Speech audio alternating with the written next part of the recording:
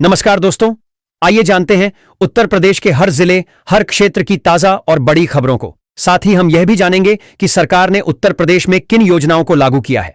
Video को like कीजिए और अगर अभी तक आपने चैनल को सब्सक्राइब नहीं किया है तो फटाफट से कर लीजिए। एलपीजी गैस सब्सिडी का पैसा सरकार द्वारा लोगों के बैंक खातों में भेजा जाना शुरू हो चुका है। लंबे समय से लोग इस इंतजार में थे कि उनकी सब्सिडी दोबारा चालू हो और अब सरकार ने पात्र उपभोक्ताओं को इसका लाभ देना शुरू कर दिया है। जिन लोगों ने एलपीजी गैस कनेक्शन ले रखा है और वे डीबीटी यानी डायरेक्ट बेनिफिट ट्रांसफर स्कीम से जुड़े हैं, उनके बैंक खाते में सब्सिडी का पैसा सीधे जाना शुरू हो चुका है। 22 सितंबर 2025 से जीएसटी काउंसिल ने पैकेज्ड दूध पर लगने वाले 5% जीएसटी को पूरी तरह से हटा दिया है। इसका मकसद आम आदमी को महंगाई से राहत देना और दूध जैसे आवश्यक वस्तुओं को सस्ता करना है। इस नए नियम के बाद दूध की कीमतें घट सकती हैं, लेकिन सिर्फ कुछ खास प्रकार के दूध पर इसका असर होगा। पीएम सूर्य घर योजना के तहत रूफटॉप सोलर लगवाना अब और सस्ता हो गया है। जीएसटी की दरें कम होने से इसकी लागत में 3,000 से 9,000 रुपए प्रति किलोवाट तक की कमी आई है। यूपी नेडा का मानना है कि इससे योजना के प्रति लोगों का रुझान और बढ़ेगा, क्योंकि आरटीएस लोगों के घरों का बजट बचाने में अहम भूमिका निभा रहा है। यूपी सरकार ने महिलाओं, बेटियों और उनके परिवार के स्वास्थ्य को सशक्त बनाने की दिशा में नई पहल की शुरुआत की है। इसके तहत मुख्यमंत्री के निर्देश पर 17 सितंबर से पूरे प्रदेश में स्वस्थ नारी सशक्त परिवार अभियान का शुभारंभ किया जा रहा है। यह अभियान प्रदेश भर में 2 अक्टूबर तक चलेगा। इसके तहत स्वास्थ्य शिविर, पोषण जागरूकता और मातृत्व लाभ वितरण आदि कार्यक्रम आयोजित किए जाएंगे। इसका उद्देश्य महिलाओं और उनके परिवार का स्वास्थ्य मजबूत कर समाज को मजबूत करना है। मुख्यमंत्री योगी आदित्यनाथ ने सोमवार को जनता दर्शन किया। इस दौरान प्रदेश भर से आए हर पीड़ित के पास पहुंचे, शिकायतें सुनी और समाधान का आश्वासन दिया। जनता दर्शन में 50 से अधिक लोग अपनी फरियाद लेकर पहुंचे। रायबरेली से आए किडनी व हार्ट के मरीज को सीएम योगी आदित्यनाथ ने मेडिकल कॉलेज में भर्ती कराने के निर्देश दिए। मुख्यमंत्री ने लोगों को भरोसा दिलाया कि वे परेशान न हों, सरकार इलाज के लिए हर संभव मदद करेगी। उत्तर प्रदेश का कृषि विभाग राजस्थान की तरह सोशल मीडिया का उपयोग करने की तैयारी कर रहा है। व्हाट्सएप, यूट्यूब, इंस्टाग्राम और फेसबुक जैसे प्लेटफॉर्मों के माध्यम से किसानों को कृषि संबंधी जानकारी, मौसम की सलाह और तकनीकी सहायता प्रदान की जाएगी। कृषि विभाग इस एग्री इंटरनेट मॉडल का अध्ययन कर रहा है ताकि इसे प्रदेश में लागू किया जा सके और किसानों को सीधा लाभ मिल सके। सीबीएसई ने स्कूलों को निर्देश दिया है कि छात्रों की 75% उपस्थिति अनिवार्य है। कम उपस्थिति होने पर आंतरिक मूल्यांकन और परिणाम घोषित नहीं किए जाएंगे। यह नियम उन छात्रों के लिए चुनौती है जो केवल ट्यूशन पर निर्भर रहते हैं।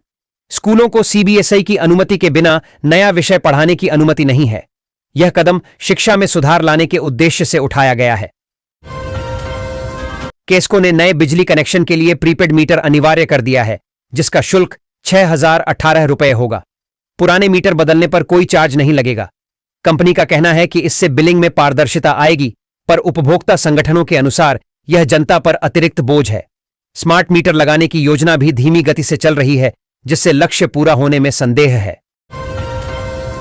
उत्तर प्रदेश की राजनीति में निषाद पार्टी और भाजपा के बीच खिंचाव के बीच समाजवादी पार्टी की नजर निषाद समाज और नाविक समुदाय के वोटों पर टिक गई है। शनिवार को नाविक मजदूर कल्याण समिति के प्रतिनिधिमंडल ने सपा अध्यक्ष अखिलेश यादव से मुलाकात कर अपने प्रमुख मांग पत्र सौंपी। वहीं सपा अध्यक्ष ने भी अपनी पार्टी घोषणा पत्र में नाविक समुदाय को विशेष जगह देने का ऐलान किया। सपा अध्यक्ष की यह मुहिम जाने माने तौर पर 2027 विधानसभा चुनाव की तैयारी के हिस्से के रूप में देखी जा रही है। उत्तर प्रदेश में 2027 के विधानसभा चुनाव को लेकर राष्ट्रीय और क्षेत्रीय पार्टियां अपनी रणनीति तैयार करने में जुट गई हैं। इसी कड़ी में अपना दल कमेरावादी की नेता और सिराथू से विधायक पल्लवी पटेल ने आगामी चुनाव के लिए बिगुल फूंक दिया है। उन्होंने केंद्र और प्रदेश सरकार पर तीखा हमला बोलते हुए अपनी पार्टी की रणनीति और लक्ष्यों को स्पष्ट किया। राहुल गांधी रायबरेली के 2 दिवसीय दौरे पर हैं। इस दौरान एक समय कांग्रेसी रहे और वर्तमान में योगी सरकार में मंत्री दिनेश प्रताप सिंह खूब चर्चा में हैं।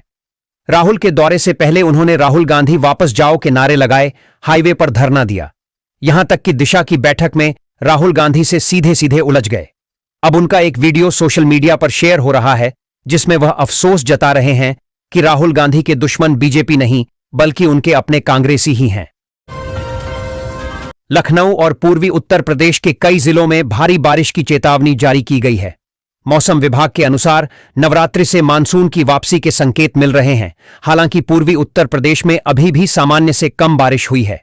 पश्चिमी राजस्थान से मानसून की वापसी शुरू हो गई है, जिससे पूर्वी उत्तर प्रदेश में बारिश की संभावना है। टेक्सटाइल क्षेत्र में निवेश को बढ़ावा देने के लिए इन्वेस्ट यूपी ने विशेष डेस्क की स्थापना की है। प्रत्येक प्रस्ताव के लिए एक संपर्क अधिकारी नियुक्त किया जाएगा जो निवेश को वास्तविकता में बदलने में मदद करेगा। सरकार उत्तर प्रदेश को टेक्सटाइल का हब बनाने के लिए प्रयासरत है, जिसके लिए 10 नए टेक्सटाइल पार्क स्थापित किए जा रहे हैं। इन पार्कों में भारी निवेश और रोजगार की उम्मीद है। आगरा में यूपीएमआरसी और खेरिया एयरपोर्ट मिलकर यात्रियों के लिए सिटी बस सेवा शुरू करने जा रहे हैं। एयरपोर्ट और मेट्रो स्टेशनों से हर आधे से 1 घंटे में बसें चलेंगी। इन बसों से टूंडला कीठम जैसे क्षेत्रों तक कनेक्टिविटी बेहतर होगी। वर्ष 2026 तक एयरपोर्ट का नया सिविल एनक्लेव भी तैयार हो जाएगा और नवंबर 2025 से मेट्रो के 5 स्टेशन शुरू हो जाएंगे।